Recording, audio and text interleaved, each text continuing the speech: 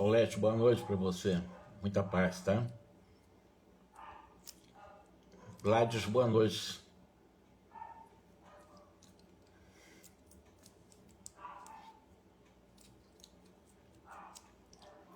Paula Guibin, ou Gibim, boa noite. Então, nós vamos fazer hoje, mais uma vez na sequência do nosso estudo do livro Entre a Terra e o Céu, o gancho que eu deixei aqui, para quem esteve aqui da última vez, foi aquele culto do Evangelho, o estudo do Evangelho, que ia começar a se realizar. Erlen, boa noite, Erlen. Parabéns, hein? Mas em relação na casa da Antonina, está o Mário como enfermeiro, cuidando da filhinha da Antonina, e ela convidou o Mário para assistir o culto com a família.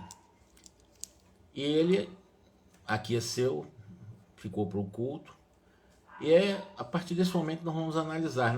Lazarine, tudo bem, Lazarine? Boa noite. Nós vamos só rememorar, porque isso repercute, esse culto, que o enfermeiro Mário Silva vai participar na casa da Antonina, no desenvolvimento desse drama. Vocês vão ver mais tarde, em outros capítulos, como foi importante esse culto em algum momento. Alice, boa noite. Quem abrirá hoje o livro? Diz Antonina para os 3 filhos, na realidade 2 filhos, porque uma está adoentada, né? Está com pneumonia. Perguntou Haroldo, com graciosa malícia, fitando o hóspede inesperado. O Haroldo pegou o evangelho e colocou na mão do enfermeiro, que é o Mário, para que ele abrisse, aspas, por acaso. Certamente, eu vou dizer aspas porque na realidade aquela lição que vai falar sobre o perdão foi escolhida pelo ministro Clarencio. E tudo a ver a questão do perdão nessa visita que o Mário está fazendo, do qual ele, intuitivamente, ele sentiu-se preso a Antonina, como se já a conhecesse há vários anos, e realmente a conheceu como a antiga Lola, aquela dançarina na Guerra do Paraguai, né? Certamente o nosso amigo nos fará essa honra, disse Antonina, indicando o Mário. Mário acolheu o pequeno volume sob a atenção de Clarencio. Então Clarencio está intuindo o Mário, que lhe tocava o busto e as mãos, influenciando para a descoberta do texto adequado para o estudo do Evangelho na casa da Antonina, com seus 3 filhos e agora a presença do enfermeiro, que é o Mário. E o Mário abriu em determinada passagem, aí já por orientação do próprio ministro Clarencio, qual se agisse a esmo, passando o livro a Antonina, que leu em voz pausada, o versículo 25 do capítulo 5 das anotações do apóstolo Mateus. Olha só, essa lição vai ser importante nos capítulos posteriores, tá? Concilia-te depressa com o teu adversário, enquanto te encontras a caminho com ele, para que não aconteça que o adversário te entregue ao juiz e o juiz te entregue ao oficial, para que sejais encerrado na prisão.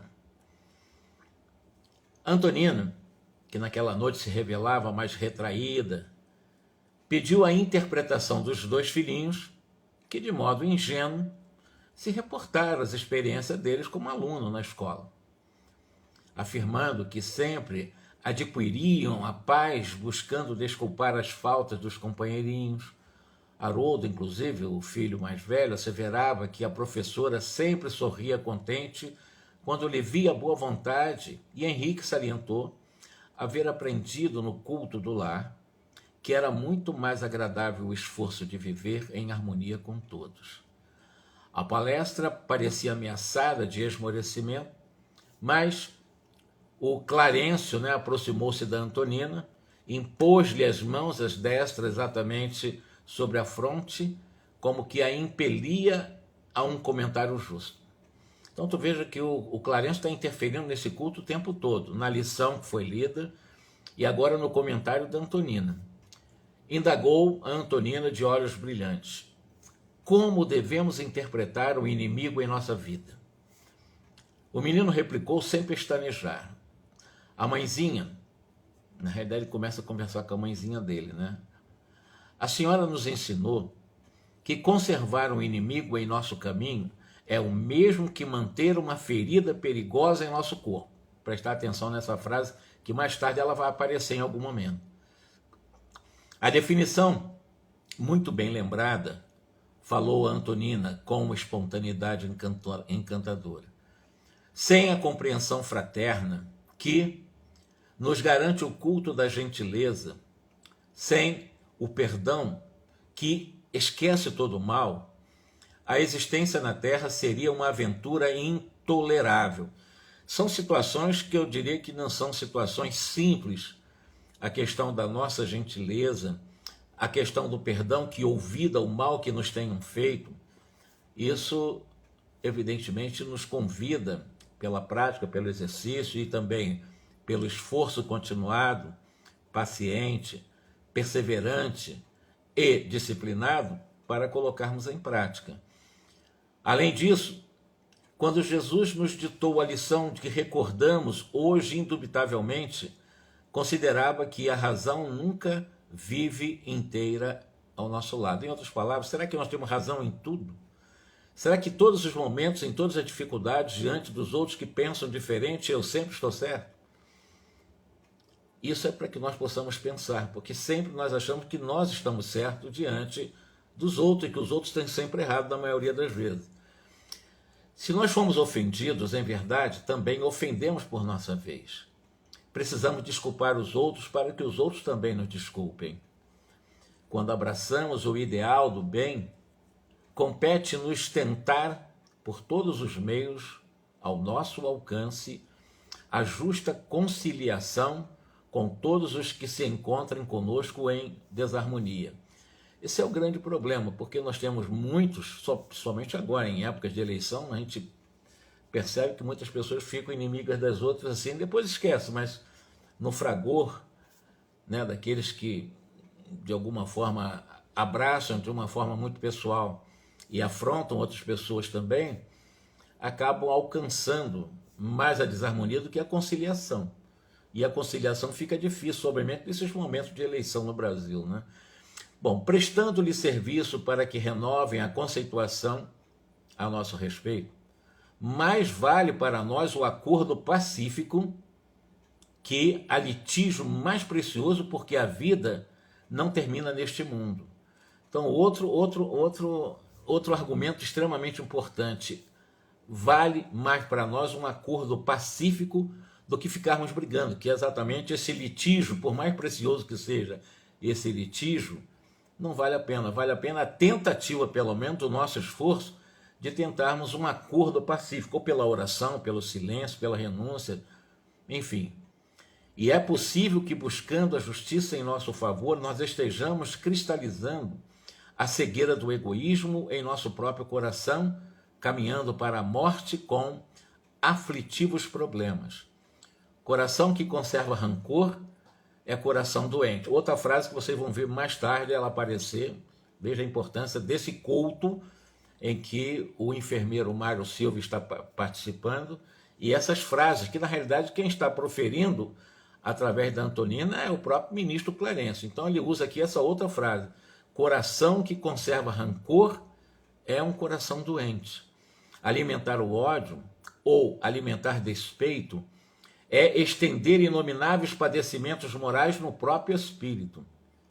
E o Mário estava ouvindo essa interpretação da Antonina, com aquelas conclusões, mas estava sentindo-se meio ferido, no modo de ser, do modo, porque sabemos que o Mário tinha um ciúme terrível da Alzira.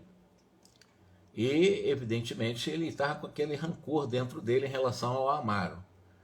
Tão desajustado se revelou escutando aqueles apontamentos de Antonina, em lhe registrando a estranheza, ponderou sorrindo: o Senhor, de certo, nunca teve inimigos. Um enfermeiro diligente será, sem qualquer dúvida, um irmão de todos. Então, a Antonina, professor, eu tenho certeza que você é enfermeiro, você cuida de crianças, você não deve ter nenhum inimigo. Com certeza você não tem inimigo. Mas ele tinha lá, a Zulmira, né? Que eu falei o nome errado dela. O nome dela é Zulmira, que foi noiva dele e casou com Amaro. Sim, eu não tenho adversário, diz ele. Ficou meio gaguejando lá, né? Não, eu não tenho inimigo, realmente eu não tenho inimigo. Mas tinha a Zulmira, né? Mas na tela mental, sem que ele pudesse controlar a eclosão das próprias reminiscências, apareceram Amaro e Zulmira, como os desafetos que ele, no âmago do espírito, não conseguia desculpar. E a lição é exatamente o perdão das ofensas. Odiava tanto Amaro como Zulmira e odiava-os.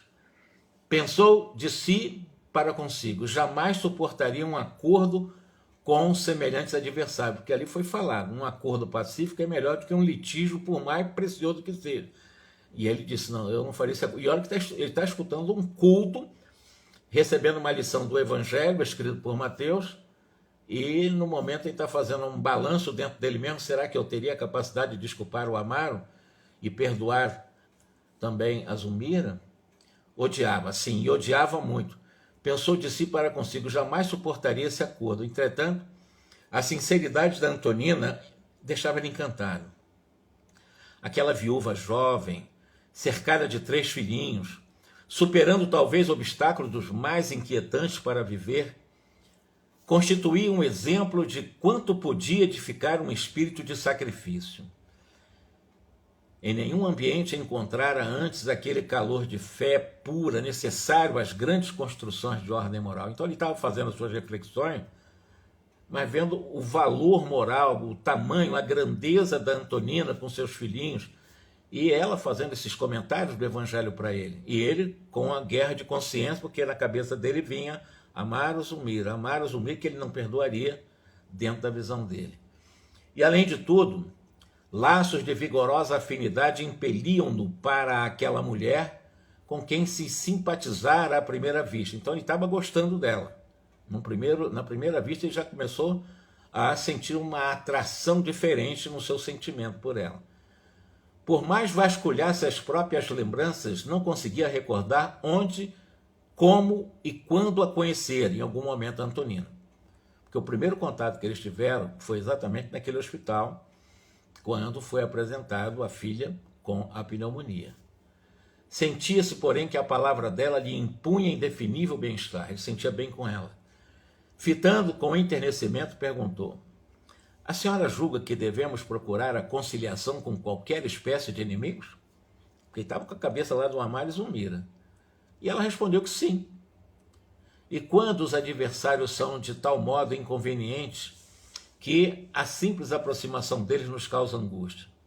Então, o Mário está perguntando, mas se as pessoas que me causam repulsa, angústia, me causam um desconforto muito grande, como é que nós podemos nos aproximar? Porque basta eu olhar, eu já me sinto mal.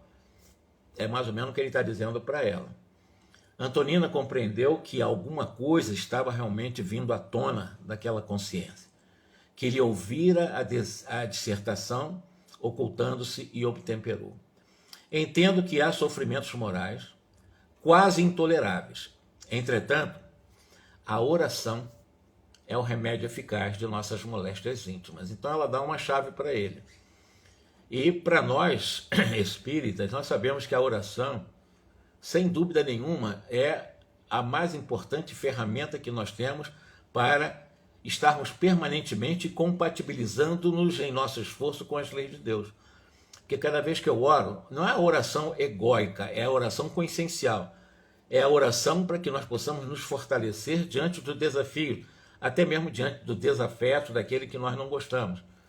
E a verdade é que nós temos que ressignificar esse não gostar e tentar encontrar pontos de conexão entre nós e os nossos chamados adversários, que pelo menos possam nos unir. E esse ponto de contato é a filiação divina dele e a minha filiação divina, ou seja, ele tanto quanto eu somos luzes, somos amor, somos essencialmente virtudes. É me conectar com isso que ele é também.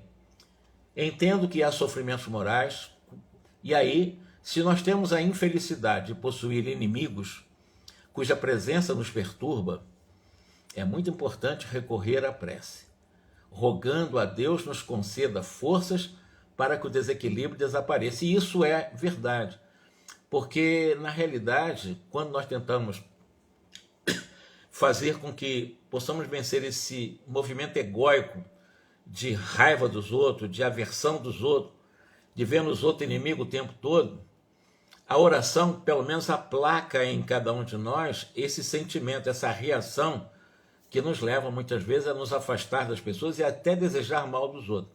Isso é péssimo, não tem coisa pior para o nosso coração. Isso é uma chaga que trazemos para o nosso coração. Se nós não temos realmente uma afinidade com um, com o outro, eu acho que o melhor caminho, e ela está ensinando para ele, é a oração. E a oração no sentido de que nós possamos realmente querer o melhor para os outros, mesmo que tenhamos dificuldade de nos aproximar. Porque não depende só de você, vai depender do outro. Então, orar por ele. Então, se ele não me quer o bem, ofereça para ele a oração. Ponto. É uma coisa simples e, ao mesmo tempo, não é muito facilmente aplicado para quem não está acostumado por esse processo de conexão pela prece para resolver as questões pessoais.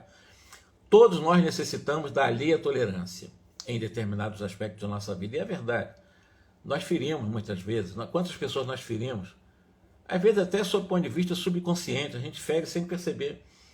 Então, se nós ferimos, evidentemente, quem sentiu ferido pode ou não, né, assimilar esse nosso processo de desrespeito e ficar com raiva da gente. E sem nós sabermos.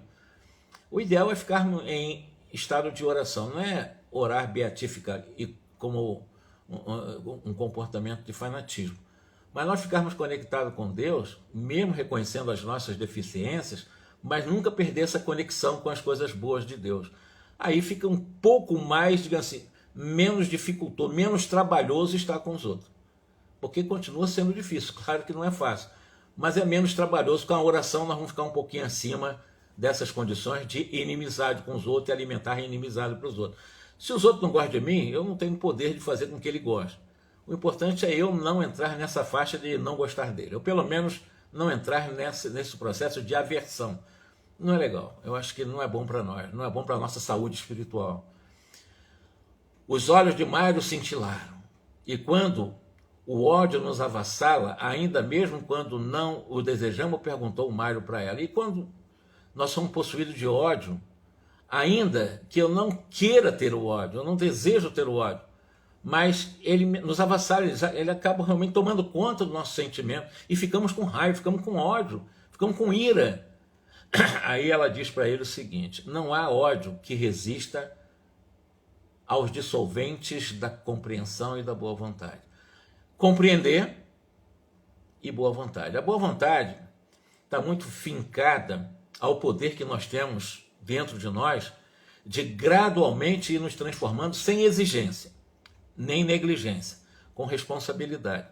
Ou seja, gradualmente nós vamos reconhecer que temos isso mesmo, esse sentimento não é um sentimento bom, mas todos nós possuímos, não temos como negar, nós temos muitas vezes esse sentimento, e procurar ver como é que nós podemos dar novo significado a esses sentimentos, para que possamos dissolver através do princípio da compreensão e da boa vontade. Compreensão é compreender que nós estamos vivendo um dilema naquele momento, estamos vivendo realmente um conflito naquele momento. Uma técnica que eu ensino para uns e para outros amigos meus e clientes é usar a técnica que nós chamamos de parda, P-A-R-D-A. Parda vem das primeiras letras das palavras percepção. Eu perceber o que está acontecendo comigo. Se eu não perceber, eu não saberei nem o que eu tenho que corrigir. Você não corrige aquilo que você não percebe, mas você perceber que está sentindo uma coisa ruim, está sentindo ódio de alguém, raiva de alguém. Então, isso é uma percepção. Você está percebendo que isso está acontecendo com você. Um ponto. Aceitar. Parda, o A é aceitação. Aceitar que você está sentindo isso. Eu estou sentindo mesmo aversão, não adianta você se mascarar esse sentimento. Você aceita que está sentindo exatamente essa aversão por alguém. E a partir dessa aceitação, ao invés de você reprimir, não, eu não posso ter raiva dos outros, eu não posso ter... Você vai reprimir, vai voltar com mais força daqui a pouco. Então, aceita que está sentindo isso, e ao aceitar que você está sentindo essa aversão por alguém, ódio por alguém, você faz algumas reflexões, que vem o R do parda, né? Esse reflexão ou reflexivo é você refletir por que você continua alimentando esse sentimento, por que, para que, como, com quem você está alimentando o sentimento de aversão, de ódio. E a partir dessa reflexão, que ela é bem abrangente, você vai fazer uma autoanálise, por que você continua alimentando esse sentimento? Então, essa é a reflexão. Nessa reflexão, você tem o DA do final do Parda, né? Decisão e ação. Você precisa decidir quais as ações, nesse instante, que você pode utilizar para que você possa sair da situação de aversão e, por um processo de ressignificação ou um novo significado para a sua aversão, de uma possível aproximação. Aí você vai buscar técnicas. Uma das técnicas que o Cristo ensinou foi a vigília e a oração. A vigília já é a percepção, né? Então, vigiar e orar. Orar foi o que ela ensinou aqui, a oração. Conectar-nos com os espíritos bons, conectar-nos com a essencialidade da vida, conectar-nos com o bem, com o belo, com o bom, com a paz, com a harmonia, com as coisas boas. Então, tu está sentindo ódio, tu está sentindo aversão de uma pessoa, você está aceitando que está sentindo isso, você não está reprimindo, você está sentindo isso, você percebeu isso, aceitou isso, está refletindo os porquês disso tudo, da sua inferioridade ainda nesse mundo, dessas aversões, e a partir daí você procure decidir para agir. Eu decidi agora orar. Se você decidir orar e não orar, você não agiu. Então, eu decidi agora orar. Eu estou decidido a orar. Eu estou decidido a fazer uma respiração profunda para sair desse ódio. Eu estou decidido a fazer uma meditação. Então, você tem várias fórmulas, várias ações para que você precisa decidir para agir. Então, quando você decidiu, bom, eu vou orar. Essa é uma decisão consciencial. Eu vou orar. Se você não orar, você não chegou no final do Parda, ou seja, na ação. Você precisa orar. Então você decidiu e orou. Eu estou só dando uma dica para vocês do que é a técnica Parda. Percepção, aceitação, reflexão, decisão e ação. E aí é um trabalho conosco o tempo todo. E com o tempo, cada vez que esse sentimento negativo for surgindo, vamos usando a técnica Parda. Aceite, reflita, decida e haja. As decisões elas vão ao infinito. Ora, faz respiração profunda, dá uma isoladinha, vai tomar um banho para refrescar a memória e nessa hora faz uma prece. Existem vários tipos de comportamento, de ações que você pode decidir e agir e sair dessa situação sem repressão. Você não está reprimindo a sua mágoa, o seu ódio pelos outros. Você está dando um significado novo ou está dando uma direção adequada para ela, ou seja, você está ressignificando. E daqui, com o tempo, quanto mais você for fazendo isso, daqui a um tempo esse ódio não vai surgir mais, porque você não reprimiu, você ressignificou e você colocou em seu lugar exatamente uma virtude, a virtude da reflexão, a virtude da decisão ativa, proativa, né?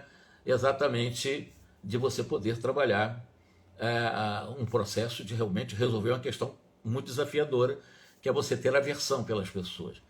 Quem procura conhecer a si mesmo, desculpa-se facilmente, ou seja, quando você se conhece um pouco, você mais ou menos se investiga como funcionam as leis da sua consciência, e é preciso você ser um bom investigador, como é que você funciona diante das circunstâncias. E nessa investigação é o que ele está falando, quando você procura se conhecer, você consegue desculpar com mais facilidade, consegue desculpar com mais facilidade. É importante isso, porque alimentar qualquer tipo de aversão, qualquer tipo de inimizade contra as pessoas, nós estamos atirando para o nosso coração exatamente esses espinhos ou esses dardos que são profundamente venenosos, que vão trazer para nós, em algum momento, na somatização, uma doença grave, autoimune. E é preciso nós termos cuidado em ter mágoa dos outros. Antonina percebeu que o tema lhe fustigava o coração. E amparada por Clarencio, que a enlaçava paternal, rematou considerando. Um homem, porém, na sua tarefa é um missionário do amor fraterno. Quem socorre os doentes penetra a natureza humana e entra na posse da grande compaixão. As mãos que curam não podem ferir. Em seguida, o filho mais novo da casa, né, fez uma prece de encerramento. Olha só essas frases, prestem atenção a essas frases. Ele é enfermeiro, tem ódio da Zulmira e tem ódio do Amaro.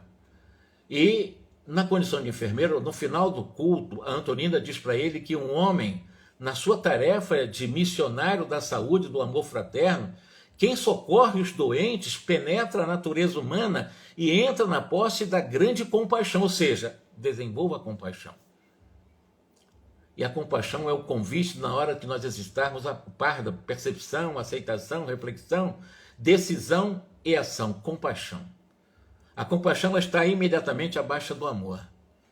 O amor você se identifica com a essencialidade de todos. Na compaixão você se identifica com a imperfeição que você possui nos outros também. E quando você percebe nos outros as mesmas deficiências que você possui, evidentemente nessa compaixão você vai compreender os outros. As mãos que curam não podem ferir. Aí terminou o culto. Olha só, as mãos que curam não podem ferir. Antonina serviu o café reconfortante, acompanhou de um bolo humilde, a conversação prosseguia animada, todavia Mário consultou o relógio, preparou-se, lembra que tinha um compromisso para um outro atendimento. Deu instruções a Antonina quanto à medicação à doentinha, pediu respeitoso para voltar no dia imediato, então posso voltar amanhã? E não somente para rever o Lisbela, que é a filha que está com pneumonia, mas também para conversar com os meninos. Falaram muito sobre futebol, etc, etc. E tudo bem. E aí, nós vamos entrar no 33º capítulo. De volta ao hospital, o enfermeiro não encontrou pessoalmente o médico, o pediatra, que tinha feito exatamente aquele diagnóstico de difteria do Júlio. Não encontrou pessoalmente seu chefe, que ausentara, constrangido por um serviço urgente, mas recebeu das mãos de uma velha auxiliar uma papeleta de instruções. O rapaz leu a ficha atenciosamente. O menino, perfeitamente caracterizado nas indicações atacado de Krupp, que é a difteria, exigia socorro imediato. Então é o Júlio, eu já estou adiantando para vocês, na realidade ele vai atender o Júlio. O Júlio, lembra-se que é filho de quem? Zumira, ex-noiva dele, que ele tem um ódio muito grande. Vocês vão ver como é que isso vai acontecer. De posse do endereço e munido-se do material imprescindível ao tratamento, Mário rodou num ônibus para a casa de Amaro. Acolhido cortesmente pelo dono da casa, o Amaro o acolheu de uma forma muito afetuosa, não escondeu a perplexidade que o possuiu. Identificada pelo rodoviário, que lhe exprimia gentileza, o rodoviário é o Amaro, né? E, evidentemente, depois da saudação, ele ficava pensando lá com ele, né? Alguns monossílabos, meio desapontado, porque estava lá na casa da ex-noiva dele agora. Revelava-se-lhe a decepção na extrema palidez do rosto. Então, repetia cabrunhado, era aquela casa que lhe cabia atender, ele não sabia que ia para a casa do Amaro. Se soubesse de antemão, teria solicitado um substituto. Lembre-se que ele esteve na casa lá em sonho. Durante a noite ele esteve lá várias vezes, mas na vigília não sabia. Ele não sabia que ia para a casa do Amaro, essa é a verdade. Não pretendia reaproximar-se dos desafetos dos quais se havia distanciado. Abominava o homem que lhe furtava a noiva e não podia lembrar de Zulmira sem observar-se tocado de insólita aversão. Muita vez, rememorando o passado, calculava quanto ao melhor meio de aniquilar-lhe a existência. Pensou até em matar a Zulmira. Porque lhe competia revelá-la? Por que salvar o filho se experimentava ímpetos de incendiar-lhe a casa? Entretanto, algo interferia em suas reflexões. Antonina e os filhinhos no culto do Evangelho tomavam-lhe a tela mental. Parecia-lhe ouvir de novo as palavras meigas e sinceras daquelas crianças e daquela mulher valorosa, repetindo-lhe ao coração: as mãos que curam não podem ferir. Lá no culto ele aprendeu isso. E ele é enfermeiro. E ele ficou na cabeça dele aquela do culto, essa frase: as mãos que curam não podem ferir.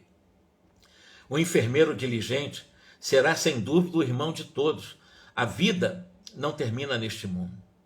Precisamos desculpar os outros para que os outros nos desculpem. Tudo isso foi aprendido no culto. Anotando-lhe a hesitação e propondo-se colocá-lo à vontade, Amaro solicitou em voz quase que suplicante: por favor, Mário, entre. Conforta-me reconhecer que receberemos o concurso de um amigo. E, indicando o quarto próximo, acrescentou: Zulmira está lá dentro com o nosso filhinho. Já me entendi com o médico pelo telefone e sei que o Krupp foi positivado. Ou seja, o patrão do Mário já disse que o menino, o Júlio, estava com a difteria mortal. a Krupp, conhecida como Krupp também. Já me entendi com ele, etc. O enfermeiro impassível obedeceu maquinalmente, como um profissional, varou a câmara perturbado, lívido, quando viu a Zulmira. Agora ele viu durante o sono, etc. Tá? Aquela vez ficou com raiva. Agora está vendo exatamente, novamente, depois dela casada, pessoalmente, né? Que a mulher que amara apaixonadamente, trazendo o pequeno ao colo, registrou súbita vertigem de revolta. Um enfermeiro, hein? Incapaz de controlar-se, sentiu que estranha aflição lhe oprimia o peito. A volúpia da vingança enseguecia-o. Zulmira pagar-lhe-ia caro a deserção. Pensava de olhos fixos na maternidade dolorosa que ali se exteriorizava em mortificante padecimento.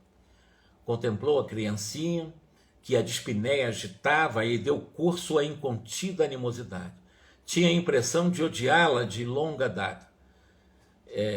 Quando fala tinha a impressão de odiar a criança, que é o Júlio reencarnado, lembre-se que o Júlio foi aquele que o traiu, né, com a Lina Flores. Foi ele que estava lá com ela, né, no tálamo conjugal. Quando ele entrou, ele foi desprezado pelos dois. Lembro dessa história aí lá na Guerra do Paraguai. Então agora é uma criança com uma difteria. Está reencarnado, o antigo Júlio, né? Então ele próprio se surpreendia e sobressaltado. Como podia detestar assim um inocente com tanta veemência? Mas acreditando justificar a terrível disposição de espírito com a circunstância de achar ali o fruto de uma ligação que lhe era insuportável, não procurou analisar-se. A ideia de que Amaro e a Zulmira sofreriam irreparavelmente com a morte do Petit já acalentou-lhe o duro propósito do esposo. Vou me vingar agora. Como é que eu vou me vingar? Eu não vou salvar essa criança. Ou pelo menos não vou ajudar a salvar. Ao contrário, eu vou estimular a morte dela. É uma das formas dele se vingar do Amaro e da Zulmira. A felicidade daquele templo doméstico dependia daquela hora de sua atuação. E se cooperasse com a morte, auxiliando aquele rebento enfermiço a desaparecer? Perguntava ele. A pergunta criminosa transpassou-lhe o pensamento como um estilete de treva, contudo, a lembrança do culto na oração no lar de Antonina voltava-lhe à cabeça. As consoladoras afirmações da mãezinha de Lisbela, Antonina, regressavam-lhe ao ouvido. Vale sempre mais o acordo pacífico. Ou seja, por que você agora não tenta o acordo, pelo menos sentimental, com a Zulmira, perdoá-la? Não devemos nutrir qualquer espécie de aversão. Quem ajuda, sempre é ajudado. Ninguém se eleva aos mais altos níveis da vida com um endurecimento espiritual. Nunca sabemos realmente até que ponto nós somos ofendidos ou ofensores. Os retalhos da palestra edificante lá do culto na casa da Antonina ficavam na cabeça dela, né, dele, né, de uma forma todos, e ele estava querendo realmente, mas ele estava indo com os desejos de vingança. Mesmo depois do culto, agora na casa do Amaro e Zulmira, ele estava querendo se vingar dos dois. Os conflitos sentimentais desenrolavam-se-lhe na consciência por alguns minutos. Quase cambaleante, acercou-se da ex-noiva da Zulmira, né, torturada, que o reconheceu de pronto tentando cumprimentá-lo, correspondeu à saudação cerimonioso, dispondo-se ao serviço. Mário implorou a pobre senhora agoniada. Então pedindo, pelo amor de Deus, me ajude. Compadeça-te de nós, ajude-nos. Esperei meu filhinho suportando os maiores sacrifícios. Será acreditável? Devo agora vê-lo morrer? Diz a Zulmira para o Mário. Lágrimas copiosas seguiam-lhe os soluços que lhe emudeceram a garganta. Noutro tempo, qualquer pedido daquela boca lhe impunha inquietação, porque ele era apaixonado pela Zulmira, né? Mas naquele instante, soberana indiferença enrijecera o coração. Que lhe importava a dor da mulher que o abandonara? Zulmira zombara-se dele anos antes. Não lhe cabia rir agora dela? De semblante rude, recomendou fosse a criança restituída ao leito e logo após tateou-lhe a sensibilidade. de pensamento martelado pelas ideias recolhidas no estudo evangélico na noite e contido pela suave lembrança de Antonina, buscava se refazer. Ainda assim, como se carregasse um gênio infernal na própria mente, assinalou as criminosas sugestões que lhes atravessavam os cérebros esfogueados. A administração de medicamento impróprio, de certo, favoreceria para a rápida extinção do enfermo. Já pensou em matar a criança. Júlio encontra-se à beira da sepultura. Apenas o impeliria a precipitar-se nela sem mais delongas. Vamos acelerar, vamos aplicar a eutanásia, a cabeça dele, como uma vingança para Zulmira, né? Todavia, o semblante de Antonina dominava-lhe a memória, exaltando ao perdão. Se viesse àquela casa na véspera, considerou consigo mesmo, teria exterminado Petis sem piedade, mas aquele culto estava fervilhando na cabeça dele. Recorreria à eutanásia para justificar-se intimamente. Naquela hora, porém, os princípios evangélicos da fraternidade e da conciliação, como pensamentos intrusos, artesanavam-lhe a consciência. Esperou silencioso a reação do menino ofegante e, embora assinalasse graves complicações que, certo, deveriam induzi-lo a comunicar-se com o médico responsável, fez a aplicação do soro antidiftérico, desejoso, porém, de vê-lo transformar-se em veneno destruidor. Ele fez o que tinha que ser feito dentro exatamente da chamada atitude, né, protocolar, os protocolos, ele seguiu o normal da enfermagem, deu o soro que tinha que dar, mas no fundo com raiva, com ódio no coração. Ele estava tratando sim, mas com ódio. No fundo, ele queria que aquele soro fosse transformado em veneno para que a criança morresse logo, porque ele queria a infelicidade da sua ex-noiva. Reparamos que as mãos de Mário expeliam escuras substâncias, mas Clarencio, pausando a destra sobre o pequenino, mantinha isolado de semelhante força. Se não fosse o ministro ali, ia com certeza essas energias ia prejudicar muito a criança. O Clarencio tentou, dentro do possível, neutralizar as energias negativas do enfermeiro. Ante o assombro que observávamos, a esterilização daquele visco enegrecido, nosso instrutor elucidou de boa vontade. São fluidos deletérios do ódio, com que Mário Silva inconscientemente procura envolver a infeliz criança, contudo, as nossas defesas estão funcionando. Uma coisa importante a ser analisado aqui. São energias expelidas por enfermeiro que deveria curar a vida, mas vindo das chamadas energias subconscienciais. A pessoa está fazendo ali, mas nem está sabendo, aspas, né? Porque vem do subconsciente.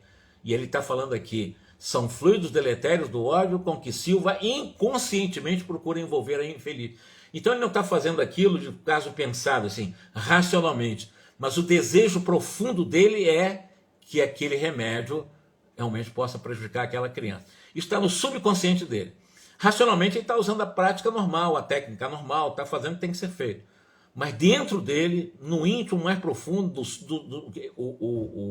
o Clarencio fala em inconscientemente procura envolver, ou seja, ele não tem nem consciência do que ele está fazendo, mas está emitindo energias pesadíssimas, deletérios, muito ódio que está encravado no subconsciente dele. Então nessa hora ele está emitindo energia negativa, mesmo que não racionalmente.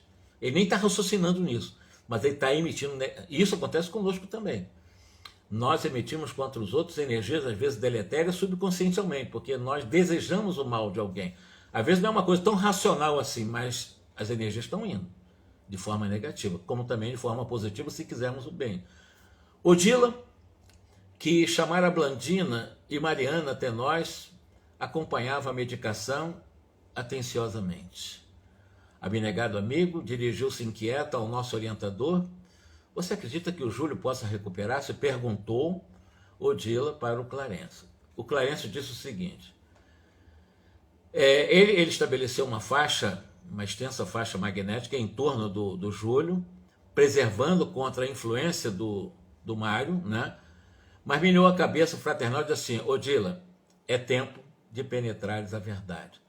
O menino deixará o corpo talvez em breves horas. Então, o ministro Clarencio está explicando para Odila que o Júlio vai desencarnar em pouco tempo, em algumas horas. O futuro dele exige a frustração do presente. Fortalece-te com tudo. A vontade de Deus expressa-se na lei que nos rege e faz sempre o melhor. E talvez porque a nossa irmã decepcionada ensaiasse uma nova perquisição, o Clarencio pediu-lhe o seguinte: não indagues agora, saberás mais tarde, eu vou explicar para você mais tarde. O Júlio vai desencarnar. Neste momento, ele reclama assistência, vigilância e carinho. A interlocutora, a Odila, recompôs a expressão fisionômica, denunciando humildade, disciplina, e o enfermeiro, o Mário Silva, fitava o pequenino qual se estivesse a hipnotizá-lo para a morte, observando-lhe as contrações faciais. Assim, está vendo o menino passando muito mal e ao mesmo tempo está querendo que ele morra. Essa é a realidade. Os genitores fixavam igualmente a criança em tremenda expectativa. Em dado instante, Júlio estremeceu, empalidecendo-se, descontrolara-se-lhe o coração, examinando-lhe o pulso. Silva, o Mário, o enfermeiro agora, aterrado, procurou os olhos de Amaro, aflito, e solicitou em voz menos dura: convém a presença imediata do nosso médico. Receio um choque anafilático de consequências fatais. Zulmira deixou escapar um grito rouco, sendo socorrida pela carinhosa Evelina, sua filha. Sua filha não, a sua enteada. Enquanto o ferroviário se despejava à porta em busca do pediatra. Minutos longos de espera foram vividos no quarto estreito. Uma hora escoou vagarosa e terrível. Preocupado, o médico auscultou a criança e logo após convidou o pai desolado a entendimento mais íntimo, anunciando: surgiu o colapso irremediável, infelizmente ao fim. Se o senhor tem fé religiosa, confiemos o caso a Deus. Agora somente a concessão divina. Amaro, consternado, baixou a cabeça, nada respondeu. O pediatra trocou ideias com Mário, que se fizera muito pálido, deu-lhe instruções recomendando-lhe, ao despedir-se, permanecesse com o pequenino por mais algumas horas. Um sedativo administrado em Zulmira compeliu ao repouso. Júlio, em coma, respirava dificilmente. Enquanto isso, a noite avançava.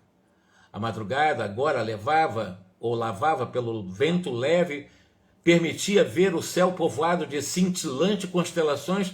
Reparando que a mulher e a filha descansavam, Amaro encaminhou-se para a janela próxima do quarto onde estava o Júlio, morrendo agora, não tinha como escapar mais, como quem procurava consolo no seio agasalhante da noite, e começou a chorar em silêncio. Ao lado da criancinha agonizante, o Mário Silva, o enfermeiro, observava-lhe a atitude sofredora e humilde, reconhecendo-se tocado no imo da alma, porque ele viu o Amaro assim e ficou com pena do Amaro. Por que lutar contra semelhante inimigo? Pensava ele mesmo. Por que eu fiz tudo isso? Por que eu desejei o mal dessa criança?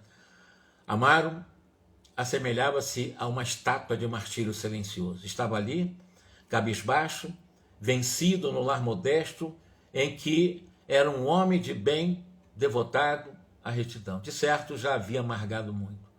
O rosto sulcado de rugas precoces que lhe detinham o pranto falava da cruz, da experiência difícil que pesava-lhe no ombro. Isso tudo o Mário fazendo as suas reflexões. Quantos problemas inquietantes teria defrontado no mundo aquele homem dobrado pelo rigor da sorte? Como pudera ele, Mário Silva, ser ali tão cruel? Ele pensando com ele, estava bem com remorso muito grande. Rememorou as passagens das horas do estudo de prece, pensando na Antonina, entendendo enfim que o evangelho estribava-se nas melhores razões. Mais valia conciliar-se depressa com o adversário que enterrar um espinho de remorso no próprio peito. E ele notava triste que o remorso, como lânima acerada, lhe retalhava o coração. Amaro e a esposa indiscutivelmente poderiam ter manifestado desconfiança ao revê-lo, recusando-lhe inclusive o concurso. Entretanto, acolheram-lhe fraternalmente de braços abertos. E, poxa, eles me aceitaram aqui para cuidar da criança. Eles poderiam ter negado. Se o haviam ferido no outro tempo, não se achava agora sob o guante de terrível flagelação? Rendia graças a Deus por não haver injetado substância. Ele falou: puxa, graças a Deus, eu não matei essa criança. No doentinho agora moribundo, mas não teria acaso concorrido para abreviar a morte. Eu sei, viu que a criança não tem uma recuperação. Aí ele pensou, bom, eu não apliquei a eutanásia, mas será que eu também não ajudei a ele estar nesse estado para ele morrer? Então ele experimentava um desejo de abeirar-se do pai desde todo, de pensar, chegar perto do Amaro, tentando confortá-lo, mas sentia vergonhado, com vergonha de si mesmo. Durante quase 2 horas permaneceram ali os dois, calados, impassíveis. A aurora começava a refletir-se no firmamento. E em largas riscas rubras, quando o ferroviário abandonou a meditação, aproximando-se do filhinho quase morto, num gesto comovente de fé, retirou da parede um velho crucifixo de madeira e colocou-o à cabeceira do agonizante. Em seguida, sentou-se no leito e acomodou o menino no colo, com muita ternura. Amparado espiritualmente por Odila foi a esposa dele, né? Agora está como protetora, que o enlaçava, demorou o olhar sobre a imagem do Cristo crucificado e orou em alta voz: Divino Jesus, compadece de nossas fraquezas, eu tenho meu espírito frágil para lidar com a morte. Dá-nos força e compreensão. Nossos filhos te pertencem, mas como nos dói restituí-los. Quando a tua vontade nos reclama de volta, o pranto embargava-lhe a voz. Ele começou realmente a fazer essa prece bastante comovente. Ele prosseguiu, entregando para Jesus o corpo, a alma do seu filhinho Júlio, né? Se é de teu desígnio, que o nosso filhinho parta, Senhor. Recebe em teus braços de amor e luz. Quer dizer, uma oração maravilhosa, com uma coragem muito grande, diante de um filho desencarnando, entregando para o Cristo exatamente o seu filhinho, mais uma vez o Júlio. Concede-nos, porém, a precisa coragem para suportar valorosamente a nossa cruz de saudade e dor. Dá-nos resignação, dá-nos fé, dá-nos esperança. Auxilia-nos a entender-te os propósitos que a tua vontade se cumpra hoje e sempre. Jatos de saverina claridade escapavam-lhe do peito, envolvendo a criança que pouco a pouco adormeceu. Júlio afastou-se do corpo de carne, abrigando-se nos braços de Odila, à maneira de um órfão que busca tépido ninho de carícias. Tocado nas fibras mais recônditas daquele ser, e percebendo que a morte ali estendera as suas grandes asas, Mário Silva experimentou violenta comoção, a constringir-lhe a alma, convulsivo choro agitou-lhe o peito, enquanto uma voz inarticulada que parecia nascer nos recessos dele mesmo gritava-lhe na consciência: assassino, assassino. Ele mesmo estava se acusando como assassino. Desorientado, agora o Mário, e inseguro, o moço correu para a via pública, achando-se atormentado no seio da sombra fria, soluçando, chorando. Bastante emotivo, bastante emocionante, bastante sensível esse capítulo. Nós vamos ver aqui a capacidade de renunciação do Amaro, mais uma vez, entregando seu filho Júlio pela segunda vez para os braços de Deus. E nos últimos instantes da vida do Júlio, está com aproximadamente 1 ano de idade, ele encontrou essas forças para orar. O Mário, ele realmente se sentiu muito culpado, como se fosse ele o autor praticamente da morte da criança, porque ele, por mais que ele aplicasse o soro, ele desejava a morte da criança. Lembra-se de que Júlio, quando foi afogado também, a própria Zulmira, que agora é a mãe dele, mas antes era madrasta, também desejou a morte dele. Quer dizer, olha só, um espírito, 2 situações em uma só encarnação, numa mesma família, passando pelas mesmas circunstâncias, ou seja, desejavam a morte dele. No caso, o Mário desejava a morte dele. E, num primeiro momento, na primeira morte, quando afogado, foi a própria Zulmira. Vocês vão vendo com o tempo que quem é o Mário, né? O antigo Estevão, estava ligado a Zulmira que foi ali na Flores, lá de Mato Grosso, que estava no Paraguai, estava presa lá e etc. Ele conseguiu recolhê-la, casou com ela, gostava muito dela na época. E, na realidade, o Júlio, esse Júlio aí que agora está morrendo, morreu agora de difteria, ele, o Júlio, na Guerra do Paraguai, o traiu. pegou a Lina Flores, ele próprio pegou os dois no tálamo conjugal. Ficou com muito ódio e ele foi desprezado pelo próprio Júlio, foi desprezado pela antiga Zulmira, que era a Lina Flores, e nesse momento ele ficava com muito ódio disso tudo. Ele despejou, como Mário agora, né, esse ódio nesse Júlio, sem lembrar com detalhe, mas é esse Júlio do passado que o traiu. Mas agora ele estava, digamos assim, num remorso muito grande. E estava revendo tudo isso na vida dele.